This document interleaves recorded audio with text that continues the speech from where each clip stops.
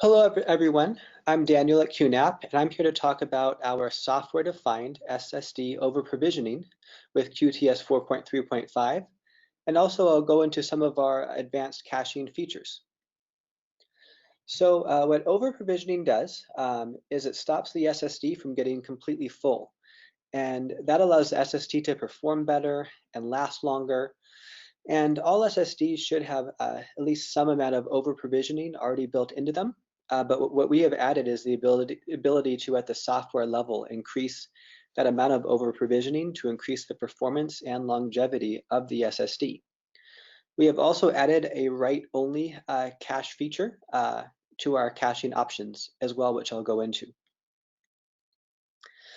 So a lot of people like to use SSDs because of their better performance.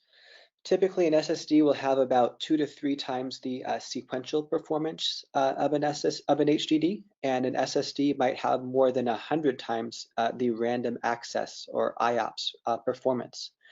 If you want an idea of what the difference is, you can imagine for sequential access.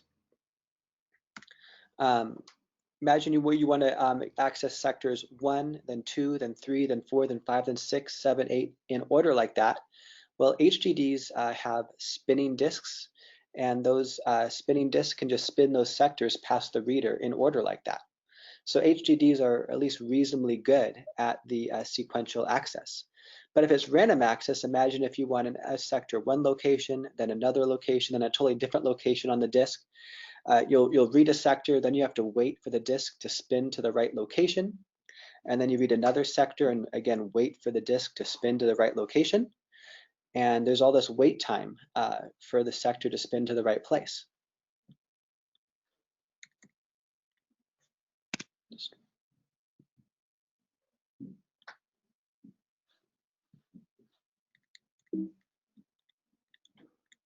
And so therefore, HDDs just don't have very good random access performance.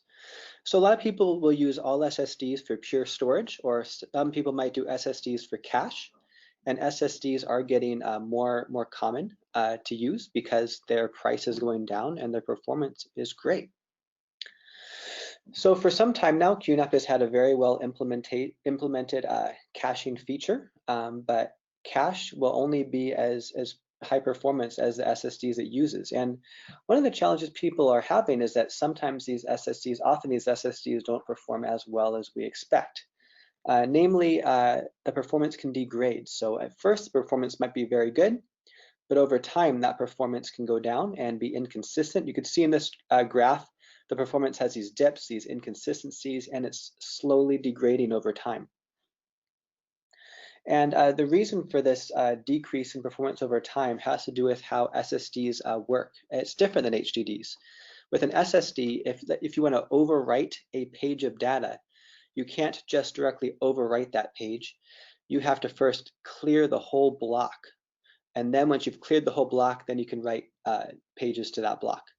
And so what happens is often when you delete data, the pages are not actually deleted on the block, they're just left there and invalidated. And over time, blocks get full with invalid data, and it accumulates kind of like garbage. And then the SSD has to later do something called garbage collection to get rid of that invalid data. So if you want to know what invalid data is, I think this is the picture I got from Wikipedia. I think it's pretty helpful. So imagine a file that's made up of pages A, B, C, and D. This is a file. Let's say I modify that file. So now pages A, B, C, and D are different. So what I want to do is just write over A, B, C, and D with the new A, B, C, and D. But I can't just write over those pages directly.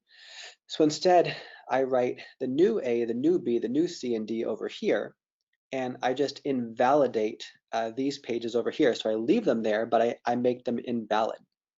And then maybe I further add to the file with pages E, F, G, and H. So now this block has a mixture of valid data and invalid data. And so over time, the invalid data can accumulate. Consider temporary files that they will write data, delete that data, write data, delete data. And often when they delete that data, the data is not actually truly deleted off the blocks, it's just invalidated. And so this invalid data can accumulate fairly quickly. And then you have a situation where you want to write to the blocks, but the blocks are full with all this invalid data. So it can't just directly write to those pages. It has to first copy the valid data to a new block. Then it deletes the whole block, and now these blocks are free to write to. And so when you want to write to the SSD, you have to first do garbage collection to get rid of the invalid data. And that adds a step so that the write performance goes down. And so what people often find is that at first the SSD has very good performance, but then with some SSDs, the performance can degrade quite quickly. Some SSDs, the degradation is less, but most SSDs degrade to at least a certain amount as they get full with invalid data, which means that there's an extra step to writing now. You have to do garbage collection first. So one way that SSDs mitigate this problem is with something called over-provisioning. All SSDs should have at least 7.37% over-provisioning built into them, but often the vendor that makes those SSDs, maybe Samsung, Intel, whoever, they might add extra over-provisioning on top of that. So maybe they'll add an extra 7% to bring the over-provisioning to 15%. And with an enterprise SSD, the amount they add might be much more, and the total over-provisioning might be as much as like 37%. The enterprise level SSDs just tend to have more over-provisioning because they really want to maintain that high performance, that high IOPS, and the longevity of the SSD. So to kind of explain how over-provisioning helps with performance, I want to give an example. Now, usually the over-provisioning should be a lot more than this, but let's just break this down to something small we can wrap our heads around. So let's pretend that we only had 4 pages dedicated for over-provisioning. And let's say you wanted to write 6 pages of data to that SSD. Well, everything else maybe over time gets full with a mixture of valid and invalid data, but the SSD makes sure there's always at least 4 pages that are always free, ready to take a write. Well, you can't directly write 6 pages to these 4 pages that are reserved, so you have to do garbage collection.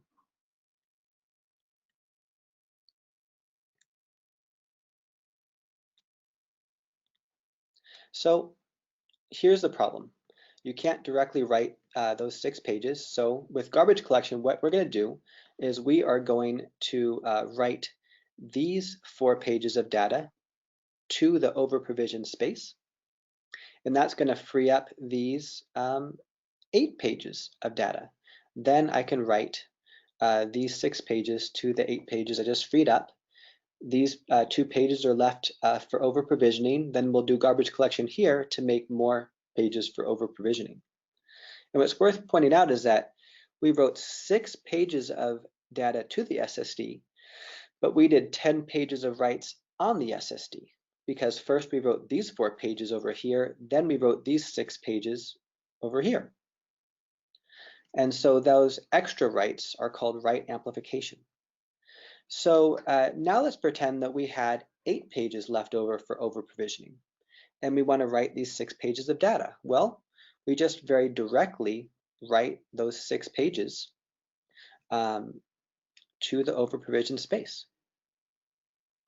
So in this situation, we had to do 6 pages of writes on the SSD to write 6 pages to the SSD. So that's a big difference, right? When you have more over-provisioning, it took less writes on the SSD to write data to the SSD. With less over-provisioning, we did 10 pages of writes on the SSD to write 6 pages to it. With more over-provisioning, we only did 6 pages of writes to write 6 pages to it. And so those extra writes you have to do when you write to the SSD, that's called write amplification. And so whenever you write to the SSD, the more full the SSD gets, the more extra writes you have to do on the SSD whenever you write to it. So the fuller it gets, the more extra writes you have to do. That write amplification goes up. That means there's extra steps you have to do whenever you write to the SSD, so performance is less because there's more steps you have to do to write to that SSD. Also, the lifespan of the SSD goes down because SSDs have a limited amount of writes you can do to them before they burn out. And if the write amplification goes up, that means whenever you write to the SSD, there's more writes on the SSD, you're burning it out faster. So as the SSD gets full, performance goes down, life expectancy goes down. But what over-provisioning does is stops the SSD from getting completely full. So imagine we set the over-provisioning to 20%, which means the write amplification stops here. It doesn't go way up like that. Performance is better, lifespan is longer, and that's what over-provisioning does. So we did a test in our labs with the TVS 882 with 2 micron SSDs. And with our over-provisioning, we were able to get the random IOPS to increase to 300%. So that's a huge increase in IOPS from over-provisioning. So this is a very useful feature to get more performance out of the SSDs. So the way over-provisioning is set up, first you have the over-provisioning, default over-provisioning on the SSDs. Then you have the extra amount of over-provisioning added by the vendor. Then we have our software defined over-provisioning that we can add with our feature. And what this can do is let the SSD last longer to lower the total cost of ownership, since you don't have to buy SSDs often. And it also makes it possible to reach enterprise level performance on some consumer grade SSDs. And the way you set up the over-provisioning is very simple. Here's a picture from setting up our caching. So you might remember when you set up the cache, it might ask you, do you want to do random IO only or sequential? Well, at this point, it also now asks you, do you want to enable over-provisioning? You can just click yes, and then it asks you how much. So it's very simple to just decide how much over-provisioning you want to add. It's just an extra question it asks you now when you set up your cache. When you set up your storage pool, it's the same thing. It'll just ask you this question as part of the setup. But it's worth mentioning that not every SSD benefits equally from over-provisioning, at least not from our over-provisioning. Keep in mind that some SSDs might have more than 30% over-provisioning built into them. So there may not be as much benefit from adding more when you already have a large amount already built in. And just for other reasons, some SSDs benefit more from over-provisioning than others. So what we found is that Samsung SSDs, especially Samsung EVOs, EVO Pros, they tend to benefit a lot from over-provisioning. That seems to be the best benefit. And Intel SSDs seem to benefit the second most from over-provisioning. So you might ask, well, how much am I going to benefit from over-provisioning on my particular SSDs that I have? And that's an important question to ask because, you know, if only 10% over-provisioning is going to benefit you, there's no need to do 30% over-provisioning. You want to know how much will different amounts of over-provisioning benefit you. So what we have made is a profiling tool that will test your SSDs with different amounts of over-provisioning and let you know what the gains are likely to be. And this tool will output a graph that looks something like this. So on these SSDs with no over-provisioning, the performance is not very good. With 10%, it gets at least decent. 20%, quite a bit better, and up to 30%, there's still some somewhat significant gains. After that, there's really no point to do more than that. But this can vary depending on the kind of SSD you have. So I'm just going to show how you do this in QTS. So just go to Storage and Snapshots.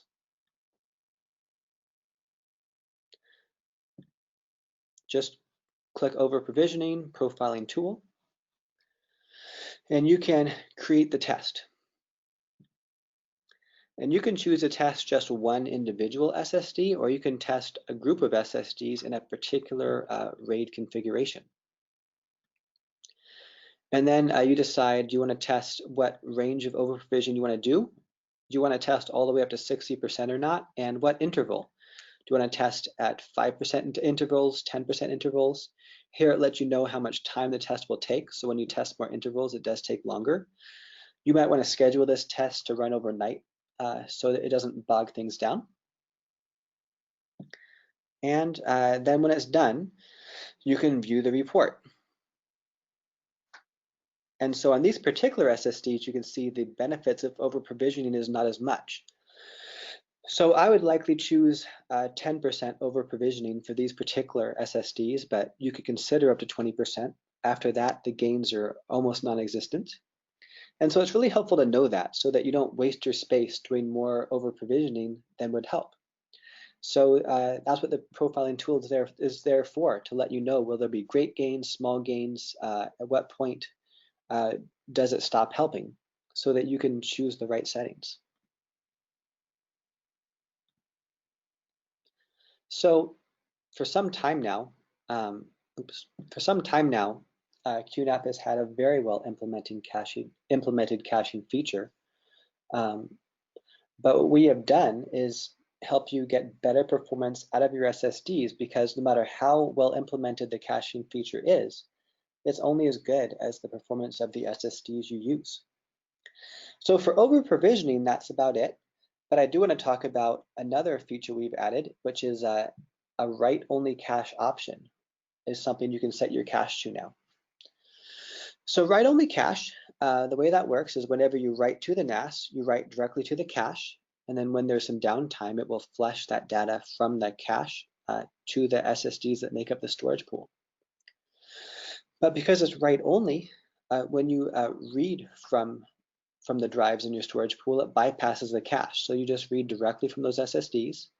When you open a file, on your storage pool, it will not duplicate it to the cache, because this is write-only cache. It's only designed to affect your writes. So you might ask, well, what's the point of write-only cache? Why not just do read-write cache?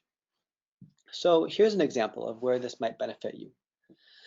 Imagine all flash storage, in this case 24 SSDs, RAID 60. This will give very good sequential performance and very good random read performance. But with RAID 5, 6, 50, and 60, there is a write penalty that can especially affect your write IOPS. And that has to do with how these different RAID groups deal with redundancy. They get redundancy by calculating the exclusive OR function. And in order to calculate the exclusive OR function, they have to read the parity, read the data, calculate the parity, write the data.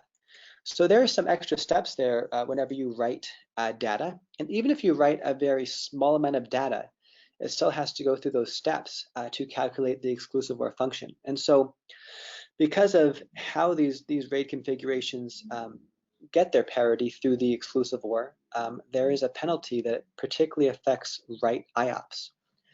But RAID 10, on the other hand, it does its parity through mirroring.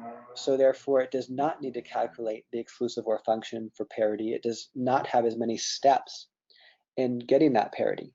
So RAID 10 will have significantly better write IOPS. So in this example, you can take 6 drives RAID 10 for write-only cache and get maybe double the IOPS that you might get with RAID 60. So RAID 10, write-only for everything else. RAID 60 will have phenomenal performance for just about everything else. And that's just a way to more fully optimize your setup for best performance. So we've compared RAID 10 sequential performance to RAID 5 sequential performance, and they're fairly similar, but RAID 10 will be a lot better on the IOPS performance.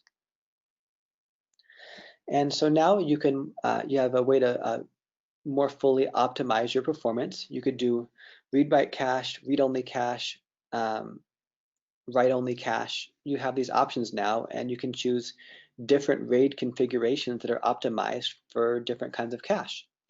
And you can also choose different amounts of SSD over provisioning for different kinds of cache. For example, with read-only cache, you might choose less over provisioning, because over provisioning mostly helps with writes. So that's what we've done, is we've found a way to just let you more fully optimize your performance. So in conclusion, we have a very well implemented cache with our QNAP, and we've had that for a while. but the cache will only be as good, it will only perform as well as SSDs you use. So we have added SSD over provisioning to increase the performance of the SSDs that you use. And we've made it even possible to sometimes get up to enterprise level performance with consumer grade SSDs. SSD over provisioning also helps with the lifespan of the SSD, so that that decreases the cost of ownership because those SSDs last longer. It makes maintenance easier because you're not having to replace SSDs as long. So it can be a very helpful feature.